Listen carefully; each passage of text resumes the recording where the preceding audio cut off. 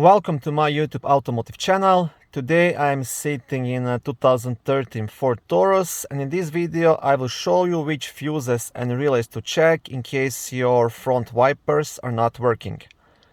This video will apply to latest generation of Ford Tauruses made from 2013 all the way up to 2019.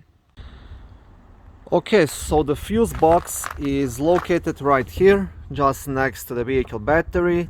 To lift this cover, you'll have two clips, both on this side, so you wanna press them at the same time and lift the cover straight up. On the back side of the cover, you will have a small fuse diagram as well. First fuse to check is a fuse number 4, which is a 30 amp fuse responsible for power to the wiper motor relay. And the second thing to check is the wiper motor relay. It is located right here in the top right corner.